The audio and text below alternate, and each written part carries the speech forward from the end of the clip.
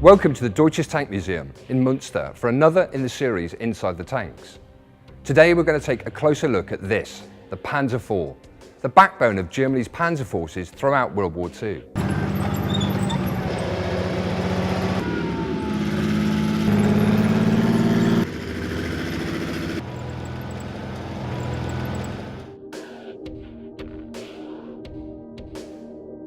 It was in service in one form or another from the beginning to the end, and is a tribute to the soundness of its design that it remained capable of giving a good account of itself on the battlefield, even though it was increasingly up against bigger, better armed and better armoured tanks.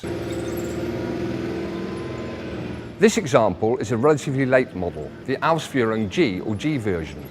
Nearly 1,700 of this type were produced from mid-1942 to mid-1943, before it was replaced by later variants.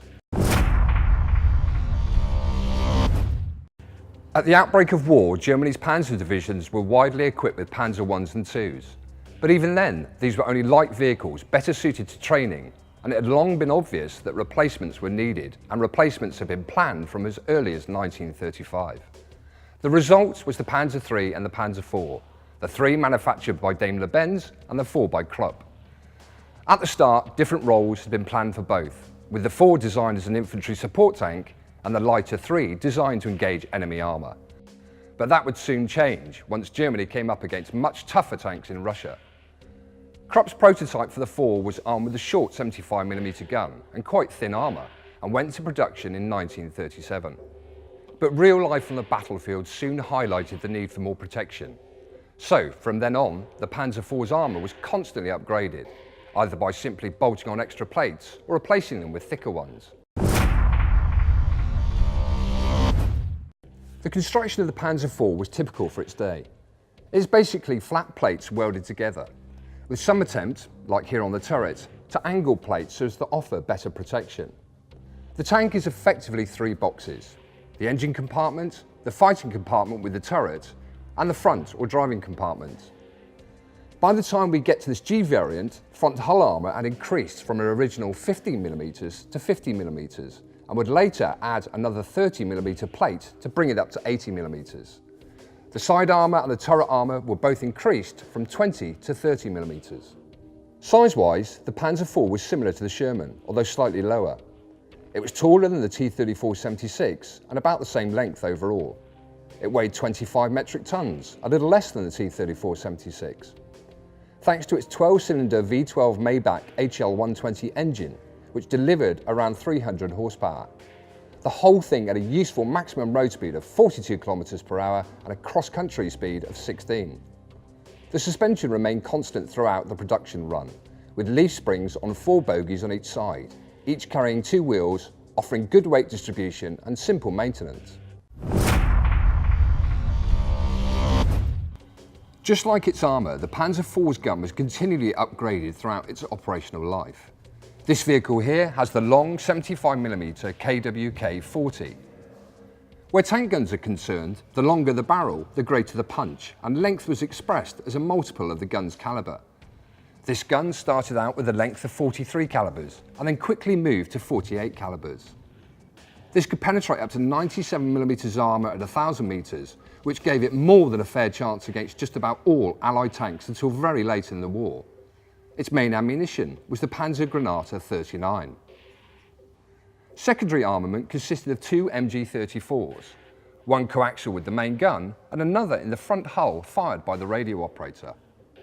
Crew access was pretty good. The driver and co-driver, who was also the radio operator machine gunner, had hatches above their positions. The commander had his cupola in the turret roof, and the gunner and loader had hatches in the turret sides.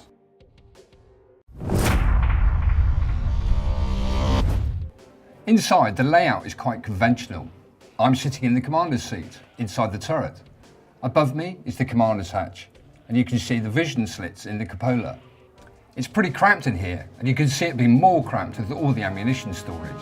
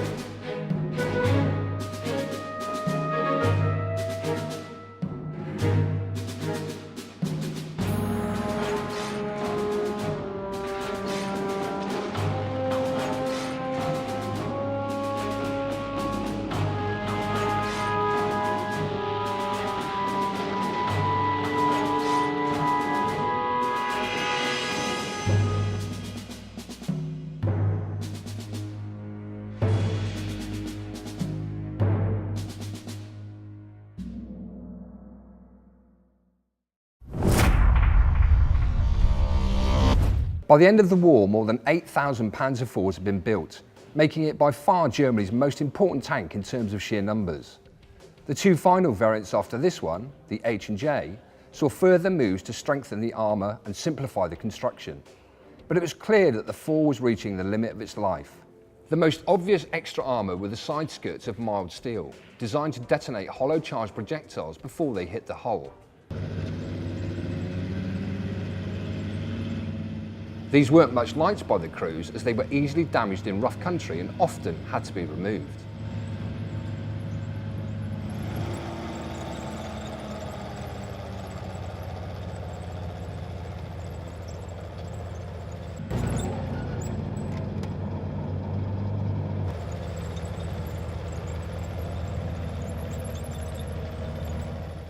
Following German practice elsewhere, the IV's very good chassis was used as the basis for a range of other vehicles, like the Sturmgeschütz IV, which mated the chassis with the Stoke 3 superstructure, and the Jagdpanzer IV, which was a more thorough redesign as a dedicated anti-tank weapon, using first the 75mm L48 and then the L70 gun of the Panther. So good was the Panzer IV that even when the war finished, it still continued to be used by Bulgaria and Romania, and a number, amazingly, even saw action in the Six-Day War of 1967 in the Syrian army. So that's the Panzer IV then, a thoroughly well-designed and well-made tank which was developed consistently and which maintained its presence on the battlefield long after others had disappeared.